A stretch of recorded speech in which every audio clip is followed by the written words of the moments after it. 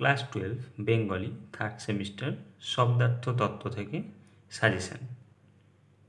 Question answer দেখে নাও। শব্দার্থ তত্ত্বের আলোচ্য বিষয় মানব ভাষায় ব্যবহৃত বিভিন্ন শব্দের সঠিক অর্থ এবং তার কার্যক্রিয়া। 2 নম্বর, মেঘ মানেই বৃষ্টি। এখানে মানে কথাটি বোঝাচ্ছে ইঙ্গিত অর্থে। থিসরাস শব্দের ব্যুৎপত্তিগত অর্থ রত্নাকর।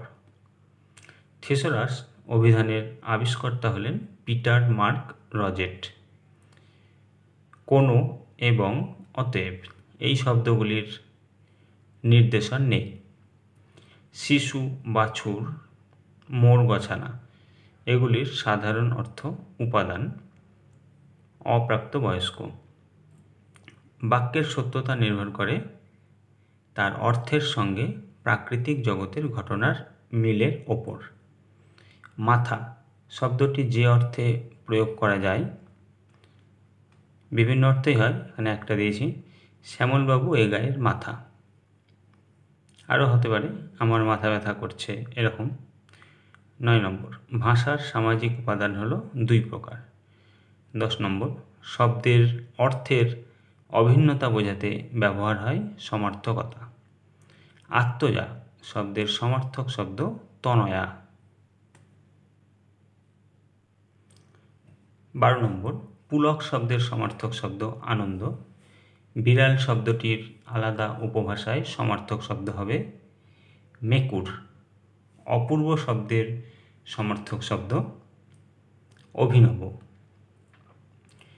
অনুরাগ শব্দের বিপরীতার্থক শব্দ বিরাগ। বাংলায় অনেক সময় বিপরীতার্থক শব্দ সৃষ্টি করা হয় নেতিবাচক উপসর্গ যোগে।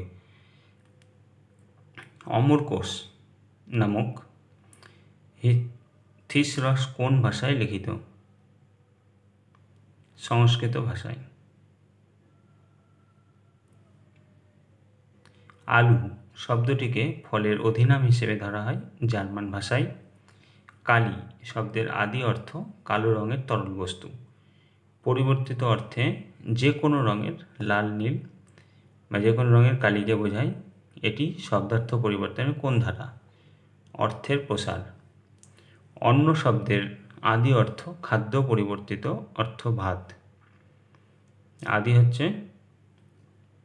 খাদ্য আর পরিবর্তিত ভাত, এটি শব্দার্থ পরিবর্তনের কোন ধারা? অর্থের সংকোচ। নেক্সট 21 নম্বর, গোষ্ঠী শব্দের আদি অর্থ গবাদি পশুর থাকার জায়গা এবং বর্তমান অর্থ সমূহ। এটি শব্দার্থ পরিবর্তনের কোন ধারা?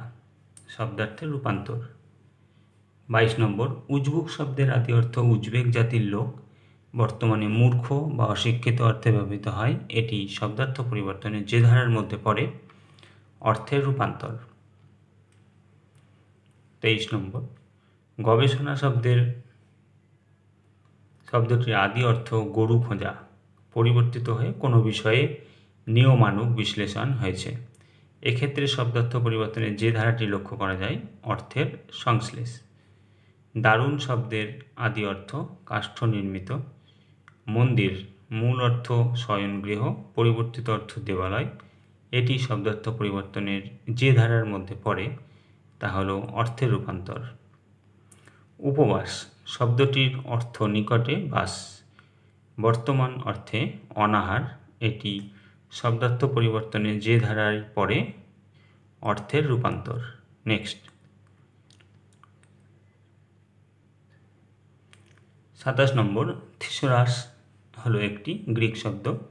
শব্দার্থের প্রথম ভাগটির নাম সাধারণ অর্থ। 29, চামচে শব্দটির অর্থ ছোট হাতা, পরিবর্তিত হয়েছে চাটুকার। এক্ষেত্রে অর্থের পরিবর্তনের ধারাটি হলো অর্থের রূপান্তর। স্তম্ভ মেলাও।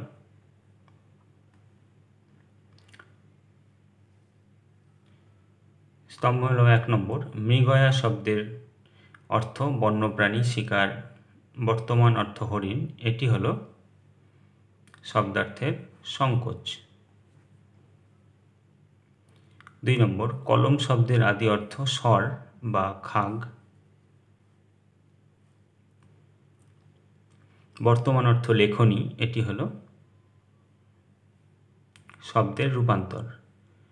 3 নম্বর, ধন্য শব্দের আদি অর্থ ধনবান, পরিবর্তিত অর্থ সৌভাগ্যবান, এই পরিবর্তনটি হলো বি শব্দার্থের প্রসার। অন্ন শব্দের আদি অর্থ খাদ্য, কিন্তু বর্তমান অর্থ ভাত, এই পরিবর্তনটি হলো